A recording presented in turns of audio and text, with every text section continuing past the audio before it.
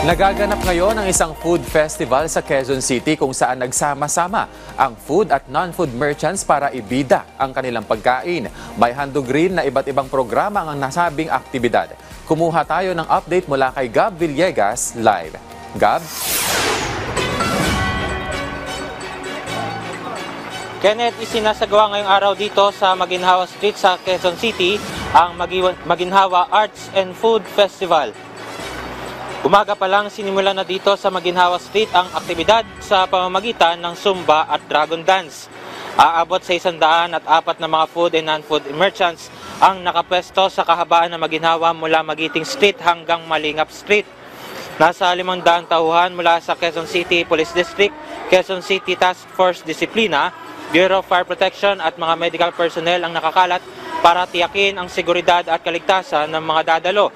Ayon kay Jos Giang, Pangulo ng Maginhawa Food Community, aabot sa 20,000 katao ang inaasahang dadagsa dito sa Maginhawa Street ngayong araw.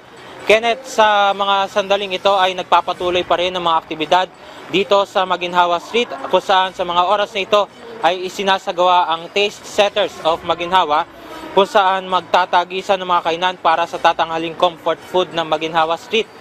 Mamaya ring hapon ay lalagda ang Quezon City LGU kasama ang Maginhawa Food Community para sa isang memorandum of agreement kasama ang mga food communities ng Banawe, Chinatown at Kapitolyo dito sa Kapitolyo sa Pasig City.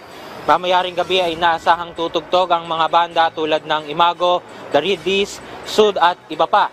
At magtatagal ang aktibidad ng Maginhawa Arts and Food Festival dito sa Maginhawa Street hanggang mamayang alas 12 ng hating gabi. At yan muna ang latest. Balik siyo, Kenneth. Maraming salamat, Gab Villegas.